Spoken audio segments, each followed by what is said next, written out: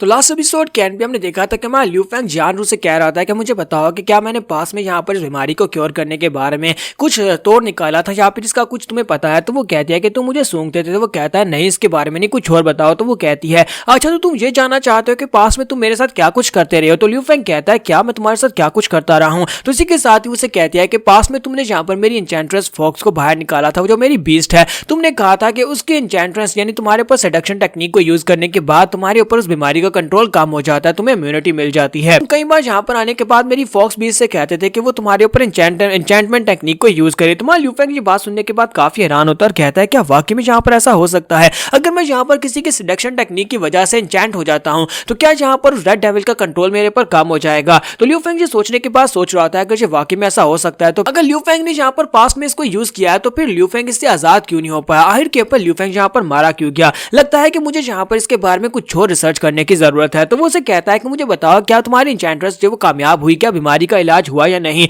तो जियानरू से कहते हैं कि नहीं, तुमने कहा था कि मैं काफी ज्यादा हद तक कामयाब रहा, तुमने कहा था कि एन्चेंटमेंट टेक्निक को यूज करने की वजह से तुम्हारी बॉडी के ऊपर डिजीज का कंट्रोल नहीं रहता, लेकिन अब अभी भी काफी सारे फैक्टर्स हैं जिनकी वजह से तुम यहाँ पर उसको कंप्लीटली नॉलिफाई नहीं कर सकते, जिसकी वजह से तुम कंप्लीटली बीमारी को क्योर नहीं कर सकते और उसके बाद तुम यहाँ पर इसी तरह की झूठी मूठी बातें करते रहे। तुम्हारा ल्यू फेंग उसकी बातें सुनने के बाद सोच रहा था कि यहाँ पर इस बात का क्या मतलब है कि और भी फैक्टर्स है जिनको देखना था। तो ल्यू फेंग वहां पर सोचना स्टार्ट करता है। तो वो कहता है कि सबसे बड़ा थ्रेट तो यहाँ पर रेड डेविल खुद है। रेड डेविल है वो ना सिर्फ यहाँ पर स्पिरिचुअल एनर्जी को यूज करके मुझे मार सकता है, बल्कि वो मेरी बॉडी के अंदर से अपना एक बड़ा बाजू निकाल सकता है और उस बाजू के साथ मेरे पर फिजिकल अटैक कर सकता है। दूसरा बड़ा फैक्टर इसमें यह भी है कि अगर हम लोग यहाँ पर एन्चेंटमेंट टेक्निक को यूज करते हैं तो वो बीस्ट मॉन्स्टर जो है वो यहाँ पर ज्यादा देर तक उस एन्चेंटमेंट टेक्निक को बनाकर नहीं रख पाएगा, जिसकी वजह से रेड डेविल उसकी कैद से आजाद हो जाएगा और उसके बाद वो फिर से मुझे मार सकता है। और तीसरा बड़ा डिफिकल्ट पॉइंट यह है कि उस यहाँ पर डेड डेविल को कंप्लीटली मारना बहुत ज्यादा मुश्किल है, क्योंकि वो एक बहुत ही यूनिक फॉर्म का स्पिरिट मॉन्स्टर है। ल्यू फेंग वहां पर सोच रहा था कि मुझे यहाँ पर इन तीनों फैक्टर्स को नजर में रखने के बाद यहाँ पर इसको अप्लाई करना होगा, तभी मैं यहाँ पर इस डीमन बीस्ट को अपनी बॉडी के अंदर रेड्यूस कर सकता हूँ। ल्यू फेंग कहता है कि लेकिन अब जबकि मैंने यहाँ पर अनफेटेड विलेज में ग्रीन डेविल से फाइट किया तो मुझे यहाँ पर इन डेविल्स के बारे में कुछ तो पता चला है। पहली बात तो यह है कि यहाँ पर इनको कॉन्स्टेंटली एनर्जी की जरूरत पड़ती है ताकि अपने आप को ये मेंटेन कर सके। जिस तरह ग्रीन डेविल वहां पर लाइफ फोर्स को एब्जॉर्ब करता था, इसी तरह ये यहाँ पर लड़कियों को सूंघकर अपनी एनर्जी को बनाए रखता है। अगर इसे यहाँ पर एनर्जी नहीं मिलती तो ये यहाँ पर उसको ज्यादा देर तक नहीं बना पाएगा और कमजोर हो जाएगा। क्योंकि मेरे पास यहाँ पर अपनी बड़ी वेल मछली है तो उसके पेट के अंदर जाने के बाद टाइम तेजी के साथ गुजरता है। अगर मैं उसके अंदर जाकर रेड डेविल के ऊपर ये तरीका आजमाता हूँ तो फिर वहां पर टाइम तेजी के साथ गुजरेगा और उसकी भूख जो है वो बढ़ती जाएगी, जिसकी वजह से ये कमजोर होता जाएगा। तुम्हारा ल्यू फेंग वहां पर सोचने के बाद कहता है कि जियानरू मेरी मदद करो, मुझे यहाँ पर इस बीमारी का क्योर मिल गया है और मुझे यहाँ पर तुम्हारी मदद चाहिए। इसी के साथ ही ल्यू फेंग से कहता है क्या तुम्हारे पास यहाँ पर एक बड़ा सा वेयर हाउस है जहाँ पर कोई भी आता जाता ना हो, इस रूम से तकरीबन 3 गुना बड़ा होना चाहिए। तो वो उसे कहती है कि वेयर हाउस, हाँ मेरे पास एक बड़ा वेयर हाउस तो है, लेकिन तुम्हें वो क्यों चाहिए। तो ल्यू फेंग कहता है कि मुझे यहाँ पर कुछ दिन तक रुकना पड़ेगा, मैं उस वेयर हाउस में अगले कुछ दिनों तक रहना चाहता हूँ। तो जियानरू से कहते हैं अच्छा तो तुम यहाँ पर कुछ दिनों तक रहना चाहते हो, ये तो अच्छी बात है, लेकिन तुम यहाँ पर मेरे रूम में रह सकते, हमें यहाँ पर किसी वेयर हाउस में रुकने की क्या जरूरत है। अगर तुम यहाँ पर सीधे भी मुझसे कहो कि तुम रात मेरे रूम में रुकना चाहते हो तो मैं तुम्हें कुछ नहीं कहूंगी। तुम्हारा ल्यू फेंग उसे कहता है नहीं, यहाँ पर एक वेयर हाउस चाहिए जो काफी ज्यादा बड़ा हो, जहाँ पर कोई भी आता जाता ना हो, जहाँ पर कोई भी यहाँ पर ये ना मालूम कर सके कि अंदर क्या हो रहा है।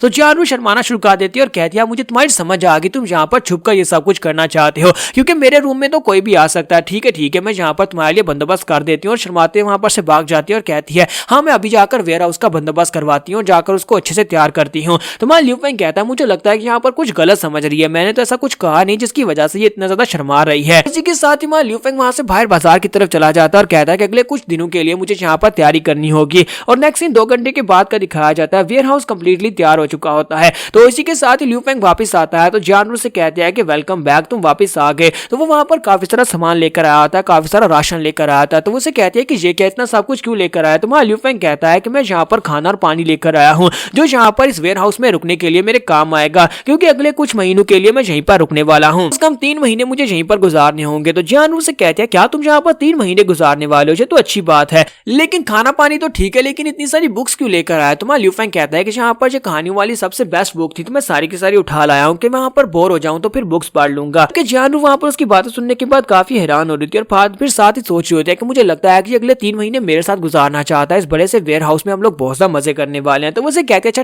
ठीक है अब जल्दी से अंदर आ जाओ और आकर देखो मेरे अरेंजमेंट्स को। तो अंदर आने के बाद ल्यू फेंग देखता है तो जियानरू ने इस वेयर हाउस को अच्छी तरीके से सजा दिया होता है। तो ल्यू फेंग कहता है कि ये क्या, यहाँ का एम्बियंस तो काफी ज्यादा डेकोरेट लग रहा है। तो वो कहती है मैंने बहुत सारा टाइम स्पेंड किया इसको डेकोरेट करने में। तो लियू फेंग कहता है लेकिन तुमने यहाँ पर इस कमरे में बेड क्यों डाल दिया? तो वो कहती है कि बेड को यहाँ पर उठाकर लाने में मुझे काफी ज्यादा दिक्कत हुई, लेकिन फिर भी बेड की तो जरूरत पड़नी थी ना, अगर हम दोनों यहाँ पर सोने वाले हैं तो। तुम्हारा लियू फेंग कहता है कि मुझे लगता है कि तुम यहाँ पर कुछ गलत समझ रही हो, अब जल्दी से जरा अपनी फॉक्स मॉन्स्टर को बाहर बुला लो। तो वो कहती है क्या इतनी जल्दी, क्या है इतनी जल्दी, मैं अभी तैयार नहीं हूँ, मैं अभी नहा कर आती हूँ। और इसी के साथ ही वहां पर से भाग जाती है और कहती है मैं नहा कर आती हूँ। लियू फेंग कहता है कि मुझे लगता है ये फिर से मुझे गलत समझ रही है, आज यहाँ पर एन्चेंट्रेस मॉन्स्टर को बाहर निकालो और इसके नहाने से क्या ताल्लुक है। तो थोड़ी देर के बाद वो नहाकर वापस आ जाती है और कहती है ठीक है मैं रेडी हूँ। तो लियू फेंग कहता है तो फिर जल्दी से फॉक्स मॉन्स्टर को निकाल दो। तो वो जल्दी से फॉक्स मॉन्स्टर को बाहर निकालती है और उसके साथ लिपटकर वहां पर बहुत अच्छा सा पोज दे रही थी और कहती है बताओ आगे क्या करना है। तो लियू फेंग कहता है कि अब अपनी मॉन्स्टर से कहो कि मेरे ऊपर एन्चेंटमेंट टेक्निक को यूज करे और इसी के साथ ही वो इसके ऊपर एन्चेंटमेंट टेक्निक को यूज कर देती है। लियू फेंग कहता है कि इसके इफेक्ट्स बहुत ज्यादा स्ट्रॉन्ग है, क्या तुम इसको थोड़ा सा लिटिल डाउन कर सकती हो? तो वो कहती है अच्छा ठीक है मैं इसको टोन डाउन करती हूँ। और इसी के साथ ही वो उनको डाउन करती है। तो लियू फेंग कहता है कि अब ठीक है मुझे बिल्कुल परफेक्ट लग रहा है। तो उसी के साथ ही जानू से कहती है तो अब तुम यहाँ पर कहाँ से स्टार्ट करने वाले हो? लियू फेंग कहता है कि मैं कहीं से भी नहीं शुरू करने वाला, तुम यहाँ पर किस बारे में बात कर रही हो? मैं चाहता हूँ कि बस अगले कुछ दिनों तक तुम यहाँ पर एन्चेंट्रेस से कहना कि मेरे ऊपर अपनी एन्चेंटमेंट टेक्निक को बनाए रखे, इस एन्चेंटमेंट टेक्निक को खत्म मत करना, चाहे कुछ भी हो जाए इसको खत्म नहीं होना चाहिए। फिर साथ ही उसे कहता है कि बाकी सब कुछ मेरे ऊपर छोड़ दो। साथ ही वो अपनी फिश को बाहर निकालता है। तो वो कहती है कि ये क्या चीज है, ये कौन सी फिश है? तो लियू फेंग उसे कहता है कि ये मेरी बड़ी सी टाइगर फिश है। साथ ही वो फिश को बाहर निकालने के बाद से कहता है कि इन सभी खाने पीने की चीजों के ऊपर अपनी एक्वा आर्मर टेक्निक को यूज करो, इन सभी को अपनी बॉडी के अंदर ले जाओ। तो वो सारे के सारे खाने और सारे सामान को अपनी बॉडी के अंदर ले जाती है। जानू इस बात से और भी हैरान हो रही होती है और उससे पूछती है कि तुम क्या कर रहे हो? तुम्हारा लियू फेंग कहता है कि जानू अब मैं यहाँ पर इसकी बॉडी के अंदर जाने वाला हूँ, तुम्हें यहाँ पर इस जगह को अच्छे से गार्ड करना होगा, किसी को भी यहाँ पर मत आने देना और प्लीज इस बात को श्योर रखना कि यहाँ पर मेरे पर एन्चेंटमेंट टेक्निक खत्म नहीं होनी चाहिए। तो वो कहती है अच्छा ठीक है, लेकिन तुम यहाँ पर किस बात को गार्ड करने का कह रहे हो? आज तुम यहाँ पर करने क्या वाले हो? तुम्हारा लियू फेंग कहता है कि मैंने तुमसे कहा ना कि मैं यहाँ पर इस बीमारी का इलाज ढूंढने वाला हूँ। अब मैं इस बड़ी सी शार्क की बॉडी के अंदर चला जाऊंगा, मैं अपनी टाइगर शार्क की बॉडी के अंदर जाऊंगा और वहां पर बैठकर अगले कुछ दिन गुजारने वाला हूँ। इस वजह से मैं यहाँ पर इतना सारा खाना भी लेकर आया हूँ ताकि मुझे यहाँ पर अगले कुछ दिनों के लिए बिल्कुल भी बोर ना हो, ना ही मैं यहाँ पर भूख से मरूं। तो जानू से कहते हो तो फिर हम लोग यहाँ पर इस बेड को यूज नहीं करने वाले? तो लियू फेंग कहता है नहीं हम इसको यूज नहीं करने वाले, प्लीज परेशान मत होना, मैं अंदर जाने वाला हूँ लेकिन मैं तुम्हारी बातें सुन सकता हूँ, अगर तुम बाहर आकर मुझसे बात करोगी तब मैं यहाँ पर तुम्हें सिंपल परफॉर्मेंस से जवाब दे सकता हूँ। के साथ ही लियू फेंग अपनी मछली के बॉडी के अंदर चला जाता है और उसे कहता है ठीक है मैं अंदर जा रहा हूँ, जैसा मैंने कहा बिल्कुल वैसा ही करना, और अगर बिल्कुल वैसा ही हुआ तो फिर मैं 10 दिन के बाद बाहर आ जाऊंगा। तो जब वो उसकी बॉडी के अंदर चला जाता है तो जानू वहीं पर बैठी होती है और सोच रही होती है कि यहाँ पर मेरे साथ क्या हो गया, मेरे साथ तो धोखा हो गया, मुझे तो लगा था कि यहाँ पर इस बेड के ऊपर मजे करने वाले। और इसी के साथ ही वो काफी गुस्सा हो जाती है और बेड को भी उठाकर पटक देती है और कहती है कि लियू फेंग तुम कमीने कहीं कि तुमने मेरा दिल तोड़ दिया। और साथ ही वो आगे बढ़ती है और जाकर टाइगर फिश का मुंह खोलती है और उसे कहती है कि जल्दी से बाहर निकलो, अगर तुम यहाँ पर अंदर जाकर बैठने वाले हो तो कम से कम मेरे डॉगी चान को तो मुझे दे दो। तुम्हारा लियू फेंग बाहर निकलता है, डॉगी चान को बाहर निकाल देता है और कहता है अच्छा ठीक है मुझे डिस्टर्ब मत करना। तब जानू बेचारी काफी ज्यादा उदास होती है और डॉगी चान से कहती है कहीं तुम भी उसकी तरह दिल तोड़ू तो नहीं बन गए। और इसी के साथ ही हमारी वेल मछली भी उसकी तरफ ही देख रही होती है, तो उसे कहती है कि तुम मेरी तरफ घूर कर क्यों देख रहे हो, तुमने भी मेरा दिल तोड़ा है। जबकि अंदर का सीन दिखाते हैं कि हमारा लियू फेंग कहता है कि अब जबकि सब कुछ हो चुका है, सारी सेटिंग्स हो चुकी है, तो अब यहाँ पर रेड डेविल को बुलाते हैं और उसको कंट्रोल करने की कोशिश करते हैं, देखते हैं कि सब कुछ ठीक होता है या नहीं। और यहाँ पर हम लोग अपनी एपिसोड 78 का एंड करेंगे। नेक्स्ट एपिसोड में देखेंगे क्या हमारा लियू फेंग यहाँ पर रेड डेविल को कंप्लीटली डिस्ट्रॉय कर पाएगा या नहीं। तो एपिसोड की एक्सप्लेनेशन अच्छी लगी हो तो कमेंट करके जरूर बताइएगा, वीडियो को लाइक करना मत भूलिएगा। Thank you.